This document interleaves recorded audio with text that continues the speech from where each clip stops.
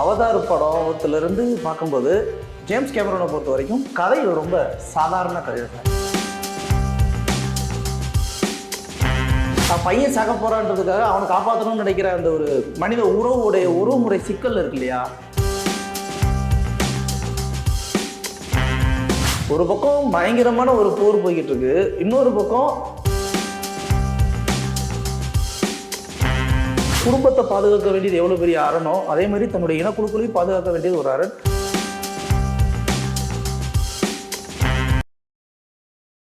வணக்கம். இன்றைய சந்திப்பில் நம்முடன் இணைந்திருப்பவர் சினிமா விமர்சகர் உசிலை சிவபாலன் அவர்கள். வணக்கம். வணக்கம் சார். ஜேம்ஸ் கேமரனுடைய அவதார் 3 இந்த ஃபயர் அண்ட் ஆஷ் வெளிவரதுக்கு முன்னாடியே ஒரு வீடியோ நம்ம டீட்டெயிலாக பேசணும். அதுவும் நிறைய பேர் பார்த்துருக்காங்க. படத்தை பார்த்துட்டீங்க. இது மிகப்பெரிய ஒரு இதை ஏற்படுத்தியிருக்கு, ஒரு விமர்சனத்தையும் ஒரு பாராட்டையும் குவிச்சிருக்கு ஜேம்ஸ் கேமரனுக்கு. இந்த அனுபவம் எப்படி இருந்தது? இந்த படம் எப்படி, என்ன மாதிரி விஷுவல் எக்ஸ்பீரியன்ஸாக இருந்தது சார்? ஃபஸ்ட்டு அவதார் படத்திலிருந்து பார்க்கும்போது ஜேம்ஸ் கேமரோனை பொறுத்த வரைக்கும் கதை ரொம்ப சாதாரண கதை சார். நம்ம முந்தைய வீடியோவில் வச்சுருக்கோம், அவருடைய அவதார் ஸ்கிரிப்ட் நீங்கள் படிக்கிற வாய்ப்பு கிடைச்ச பாருங்க, வெறும் 96 பக்கம் தான் கதையவும் அப்படின்னு. அவருடைய படத்தில் என்னென்னா அந்த விஷுவல்ஸ், அவர் உருவாக்கின அந்த உலகம், அந்த ஒரு உலகத்துக்குள்ளே நம்ம எப்படிலாம் நம்மளை லகிச்சு உள்ளே போகிறோம் அப்படின்றது தான் அவருடைய மெயின் தீமு, மெயின் ஐடியா. இப்போது அவருடைய டைட்டானிக் படத்தை எடுத்துக்கிட்டிங்கனாலே 5 வருஷம் டைட்டானிக் வந்திருக்கு, ஆனால் இதுக்கு மட்டும் தான் 11 ஆஸ்கார் வரைக்கும் வாங்குச்சு. காரணம் என்னென்னா 5 வருஷம் ஆஃப் டைட்டானிக்கில் இவர் ஒரு டைட்டானிக் ஒரு ஸ்டோரி சொல்கிறார். ஸோ இவருடைய எல்லாமே பொதுக்கதை தான், அதுக்குள்ளே அவர் ஒரு உலகத்தை சொல்கிறார் இல்லையா. அந்த மாதிரி தான் இந்த ஃபயர் அண்ட் ஆஷும் பார்த்தேன். இதில் நிறைய விமர்சனங்களையும் நான் பார்த்தேன். எனக்கு பர்சனலாக அந்த படம் ரொம்ப பிடிச்சிருந்துச்சு. ஆரம்பத்தில் அந்த ஃபர்ஸ்ட் ஹாஃப் ஒரு 1.25 மணி நேரம் போகிற இதில் கொஞ்சம் ஸ்லோவாக தான் இருந்தது, ஆனால் லேக் இல்லை. ஸ்லோக்கும் லேக்குக்கும் நிறைய வித்தியாசம். நார்மலாக சினிமா விமர்சனம் இருக்குல்ல, ஒரு சாதாரண ஒரு கமர்ஷியல் படம் மாதிரி இதை அணுக முடியுமான்னு கேட்குறேன். இதை வந்து இதில் விமர்சனம் பண்ணுறதுக்கே வேலை இல்லாத மாதிரி தான் இருக்கு அந்த அனுபவம். அதை பார்த்த வரைக்கும் நான் சொல்றேன். அந்த அனுபவம் நீங்கள் சொன்னீங்க எக்ஸாக்ட் வேர்டு. இந்த அனுபவம் வந்து நீங்கள் விமர்சனத்துக்கு கொண்டு வர முடியாது, ஏன்னா இப்படி ஒரு உலகத்தை நீங்கள் பார்த்ததே கிடையாது. வினோதமான விலங்குகள் வந்து அடிக்குது இல்ல, அது வில்லன் வந்து ஹீரோ அடிக்கிற மாதிரி இருக்கு. ஆமா, அது மாதிரி தான் இருக்கு. நம்ம திமிங்கலத்தை பார்த்துருப்போம், வேற கடல் வாழ் உயிரினங்கள்னு நம்ம ஒரு சில விலங்குகளை பார்த்துருப்போம், பறக்கும் பறவைகள் நம்ம ஒரு சில விஷயங்களை தான் பார்த்துருப்போம். அவர் ஒரு உலகத்தை கிரியேட் பண்ணுற பாருங்க. விண்டு ஃப்ளைன்னு சொல்லிட்டு ஒரு பேராசூட்டில் ஒரு உலகம் ஒன்று பறக்குது, ஒருத்தர் கூட்டிகிட்டு போகிறதுக்கு ஒன்று வருவாங்க. காட்டில் அதே மாதிரி தனியாக நெருப்பு வச்சு அது மூலமாக வந்து தீயின மக்கள்னு ஒருத்தவங்க ஒன்று உருவாகுறாங்க. இந்த உலகத்தில் நம்ம எங்கேயுமே பார்க்க முடியாது. அந்த ஒரு உலகத்தை கிரியேட் பண்ணும்போது நீங்கள் அதில் வந்து இந்த தத்துவம் சொன்னால் அனுபவிக்கணுமே தவிர ஆராய்ச்சி பண்ணக்கூடாதுன்னு சொல்லுவாங்க இல்லையா, அது மாதிரி இந்த படத்தில் நம்ம அனுபவிக்கணுமே தவிர இதை ரொம்ப அனலைஸ் பண்ண வேண்டிய அவசியமே இல்லை. இப்போ நார்மலாக பேசுகிற மாதிரி இந்த படத்தை பேச முடியுமாங்கிற ஒரு கேள்வி இருக்குது. நீங்கள் நார்மலாக வெறும் கதைன்னு பார்த்தீங்கன்னா சார், உலகத்தில் மொத்தத்துக்கு ஒரு 32 கதாபாத்திரங்கள் அதை சார்ந்த கதை தான். இந்த கதைங்கிறது சினிமா இல்லை சார், அது எத்தனையோ நாவல் இருக்குது. எத்தனையோ நாவலை நம்ம படித்து தள்ளிட்டு போய்கிட்டே இருக்கலாம். ஆனால் அதை தாண்டி நீங்கள் விஷுவலாக ஒரு விஷயத்தை கண்ணில் பார்த்து எவ்வளோ தூரம் ரசிக்கிறீங்க. இல்லை, ஜேம்ஸ் கேமரூன் வந்து ஒரு மலைகளை மிதக்க வைக்கிறாரு, கடலை காட்டுறாரு, வினோத விலங்குகள், அந்த பண்டோராங்கிற ஒரு உலகம், அந்த மின்மினி பூச்சிகள் மாதிரி மின்னுகிறது, அப்புறம் அதில் ஒரு இணைப்பை கொடுத்தா ஒரு இது ஷாக் மாதிரி வர்றது, இது எல்லாமே பார்த்தா வினோதமான ஒரு உலகத்தை அவர் படைக்கிறாரு. இதை வந்து நம்ம அனுபவிக்கிற மாதிரி தான் இருக்குது, இதை பார்த்து அனுபவிக்கிறது மாதிரி. இதில் நம்மளுடைய முன்னோர்கள் நிறைய இதிகாச புத்தகங்கள்னு சொல்லக்கூடிய பல புத்தகங்களை இதை மித்தாவே எழுதிய வச்சுருக்காங்க. இது என்னென்னா நம்ம வந்து அதை வந்து ஸ்பிரிச்சுவலாக நம்ம பார்த்ததுனால சில இதிகாசமான சில விஷயங்கள்லாம் நம்ம வந்து கண்ணை விட்டுட்டு போயிடுச்சு. ஏதோ ஜேம்ஸ் கேமரன் எங்கேயோ ஒரு இடத்துல பார்த்து லயிச்சிருக்காருன்னு தான் நான் பார்ப்பேன். ஏன்னா அவருக்கு இந்தியா ரொம்பவே பிடிக்கும். அவர் அடிக்கடி இப்போ சமீபத்தில் SS ராஜமௌலிகிட்ட கூட பேசும்போது ஃபன்னியாக டைகரை வச்சு ஏதாவது ஷூட்டிங் எடுக்கும்போது சொல்லுங்க, நானும் வந்து பார்க்குறேன் அப்படின்னு சொல்கிறாரு. ஸோ அந்த அளவுக்கு அவருக்கு ரொம்ப பிடிச்சிருக்கு. அந்த உலகம் இருக்கு இல்லையா, அதில் பாருங்க ஒரு ஹியூமானிட்டியை தான் அவர் வலியுறுத்தி எல்லாமே பண்ணுவார். தான் சொந்த பையன் வில்லனாக இருந்தாலும் அவன் சொந்த பையன் அப்படின்னும் போது அவனை இவன் காப்பாற்றிருக்கான்றதுக்காக அவனையே கொலை பண்ணுற அளவு, தான் பையன் சாக போறான்றதுக்காக அவனை காப்பாற்றணும்னு நினைக்கிற அந்த ஒரு மனித உறவுமுறை சிக்கல் இருக்கு இல்லையா, அதை வந்து அந்த படத்தில் அழகாக ஒவ்வொரு இடத்துலையும் அவர் வெளிப்படுத்தியிருப்பார். அதே மாதிரி குழந்தைகளை வந்து ஒரு சண்டை நடக்கும்போது போய் தங்கச்சியை பார்த்துக்க, தம்பியை பார்த்துக்கன்னு சொல்றது ஒரு இந்திய தன்மை இருக்கு அவர்கிட்ட. அந்த கதை சொல்ற முறையில் இந்திய தன்மையும் தாண்டி அந்த கதையே முழுக்க முழுக்க அந்த குடும்பத்தை பாதுகாக்கிறது தான். ஆரம்பத்தில் ஒரு குடும்பம் உருவாகுது, செகண்ட் பார்ட்டில் அந்த குடும்பத்தை காப்பாற்றுறதுக்காக ஒரு இடத்துக்கு போகிறாரு, மூணாவது அந்த குடும்பத்துக்கு திரும்பவும் ஒரு ஆபத்து வருது அப்படிங்கிறதுனால அதுலேருந்து தப்பிக்கிறதுக்காக என்னென்னலாம் பண்ணுறாங்கன்றதான் கதையும்.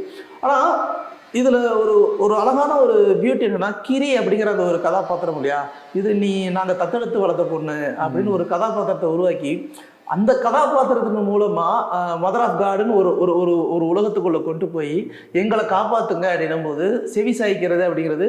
நம்ம ஊரில் வந்து அந்த காலத்தில் வந்து மழை வயலை அப்படின்னா அதுக்கு வந்து ஆட்டம் பாட்டம் 8 நாள் தேரோட்டம்லாம் பல பண்ணி மழை வர வைக்கிற ஒரு கலாச்சார முறை தான் இது.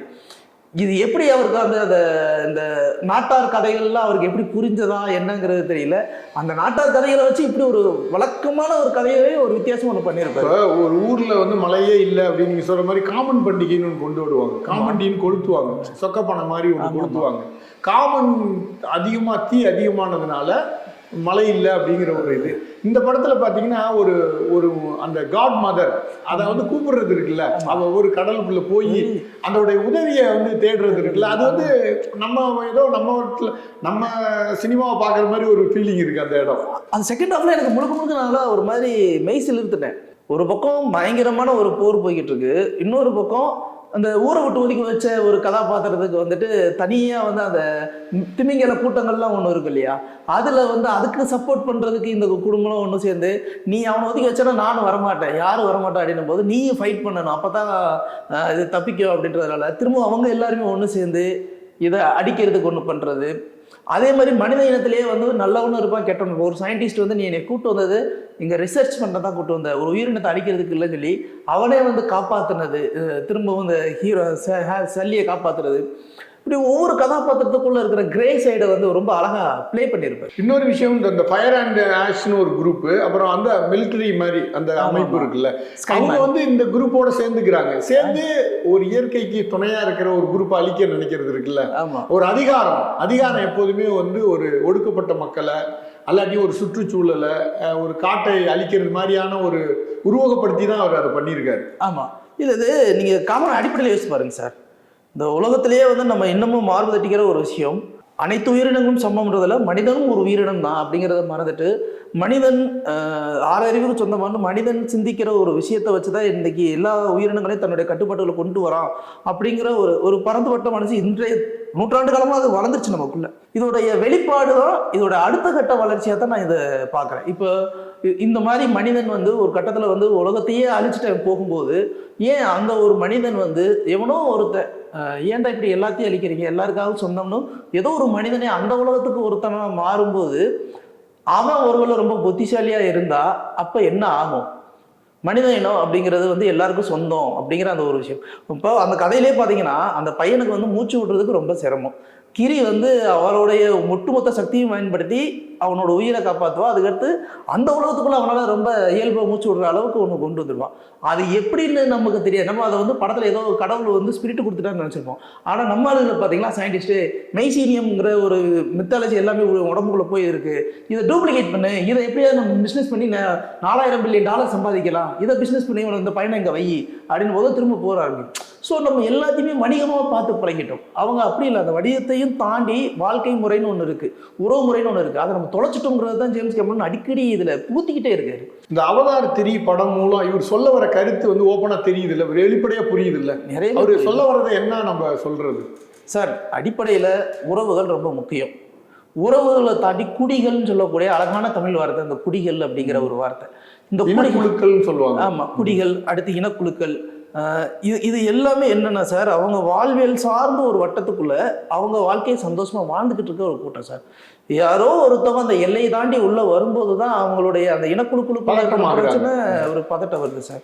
ஆனால் இவங்க யாருமே வந்து உதவின்னு தேடி வரும்போது உதவி செய்யாமலும் இருந்ததில்லை, உதவி செய்யக்கூடாதுன்னு ஒரு கட்டுப்பாடு விதிச்சதில்லை சார். இங்கே எப்போ அத்துமீறி உள்ள ஒரு விஷயம் நடக்குதோ அப்போ தான் இந்த பிரச்சனை. அப்போது ஒரு குடும்பத்தை பாதுகாக்க வேண்டியது எவ்வளோ பெரிய அரணோ அதே மாதிரி தன்னுடைய இனக்குழுக்களையும் பாதுகாக்க வேண்டியது ஒரு அரண். இன்னொரு குழுக்கும் ஒரு உறவாக இருக்கணும் அப்படிங்கிற ஒரு விஷயத்தை தான் அவர் சொல்ல வராரே தவிர எந்த இடத்துலையுமே வந்து நீங்கள் ஒன்று அழிச்சு நீங்கள் பெரிய ஆள் ஆகணும்னு எந்த இடத்துலையும் ட்ரை பண்ணாதீங்க அப்படிங்கிற ஒரு விஷயம். ரெண்டாவது, பாலமேந்திர சார் அடிக்கடி ஒன்று சொல்லுவார், இந்த யூனிவர்ஸும் சரி இந்த இயற்கை சரி பெர்ஃபெக்ட்லி பேலன்ஸ்டு, நீ என்னதான் வந்து எவ்வளோதான் என்னதான் பண்ணாலும் அதை திருப்பி அதை தன்னை சமநிலைப்படுத்திக்க ஒரு இடத்துல முயற்சி பண்ணிக்கிட்டே தான் இருக்கும். அன்னைக்கு அந்த முயற்சி பண்ணும்போது நம்ம இன்னைக்கு பண்ண தப்பு எல்லாம் ஒன்று சேர்ந்து வரும். அது மாதிரி தான் இந்த ஒரு படத்தையும் நான் பார்க்குறேன். ஏதோ ஒரு இடத்துல நீங்கள் பண்ணுற தவறு திரும்பவும் ஏதோ ஒரு இடத்துல சமநிலைப்படுத்திக்க அதை முயற்சி பண்ணிக்கிட்டே இருக்கு. இதைத்தான் அவர் கேமரானும் ஒவ்வொரு இடத்துலையும் அவர் சொல்லிக்கிட்டு இந்த ஒரு கதை அவர் சொல்ற அந்த திரைக்கதை இதெல்லாம் மீறி ஜேம்ஸ் கேமரனோட இந்த டெக்னாலஜி இருக்குல்ல, அந்த படத்தை கொடுத்த விதம், அவரு வந்து உருவாக்கிய அந்த உயிர்கள், அந்த கடல், அந்த ஃபயர் அண்ட் ஆஸ்ட்ரிக் இனக்குழுக்கள், அந்த பெரிய விலங்குகள், இது வந்து எப்படி, இதை பத்தி கொஞ்சம் சொல்லுங்க சார். அது அவரோட வாழ்க்கையில் கிட்டத்தட்ட ஒரு 1/4 நூற்றாண்டை இதுக்காகவே செலவு பண்ணிட்டாரு.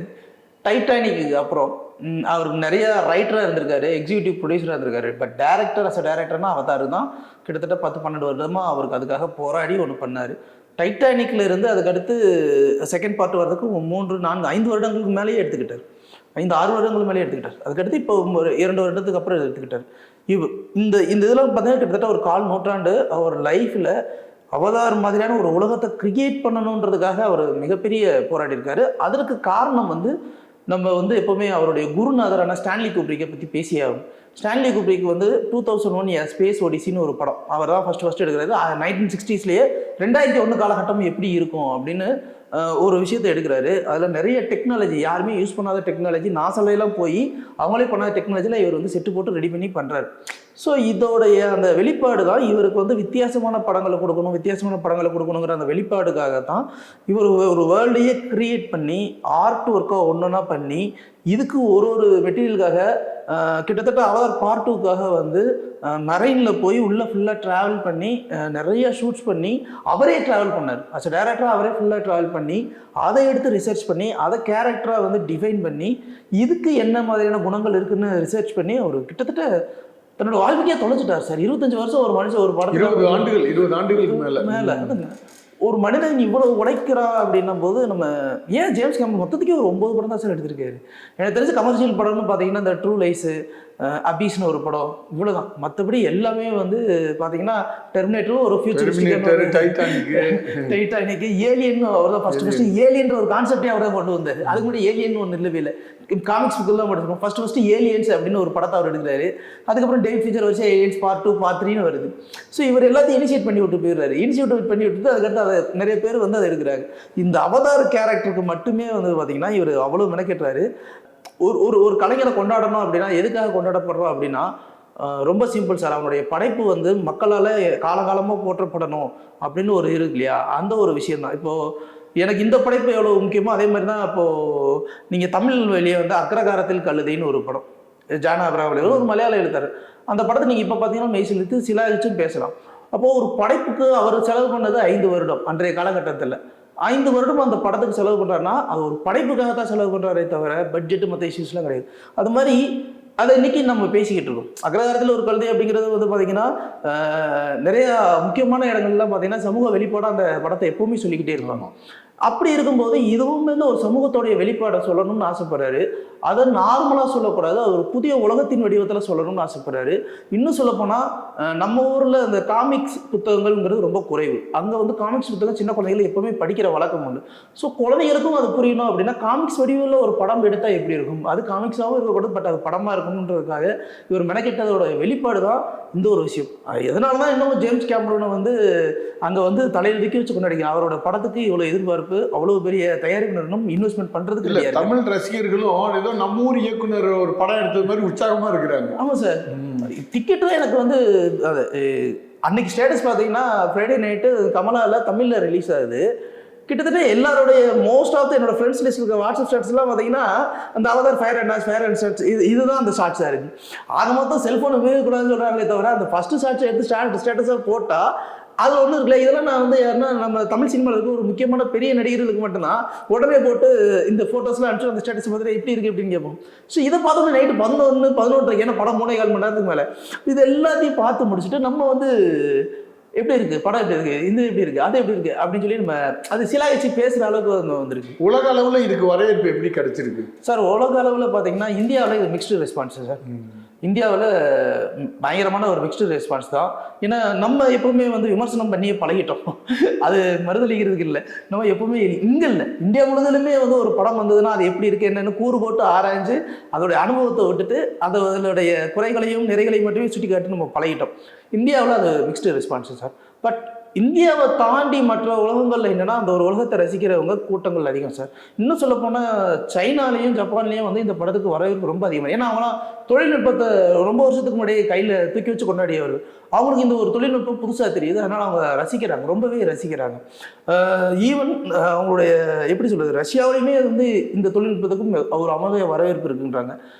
கிட்டத்தட்ட அவர் ஜேம்ஸ் கேமரன் ஓப்பனாகவே சொல்லிட்டாரு, பார்ட் 4 எப்போ எடுப்பீங்கன்னு சொல்லி பல பேர் கேள்வி கேட்டதுக்கு அவர் ஒரே வார்த்தை சொல்லிட்டாரு, குழந்தை பிறந்த உடனே அடுத்த குழந்தை எப்போ பிறக்கும்னு யாரும் என்கிட்ட கேட்காதீங்க, இப்போ தான் பிறந்திருக்கு, அடுத்த குழந்தை பிறக்கும் அப்போ நான் சொல்கிறேன் அப்படின்னு வந்து அவர் சொல்லி முடிச்சிட்டாரு. அந்தளவுக்கு அவர் இந்த படத்தை எடுக்கிறதுக்கு சிரமப்பட்டிருக்காரு. அடுத்த படம் எடுப்பனா மாட்டேனான்ற அறிவிக்கு முதற்கொண்டு அவர் கொடுத்துருந்தாரு. இப்போ ஒரு மிக்ஸ்டு ரெஸ்பான்ஸு. பட் இந்தியாவை தாண்டி மற்ற நாடுகள் எல்லாத்துலேயுமே வந்து இது ஒரு பயங்கர வரவேற்பில் இருக்குது. எனக்கு தெரிஞ்சு கண்டிப்பாக பார்ட் 4 எடுப்பார் அப்படிங்கிற ஒரு நம்பிக்கை இருக்குது சார். மீண்டும் பேசுவோம். நன்றி, வணக்கம். நன்றி.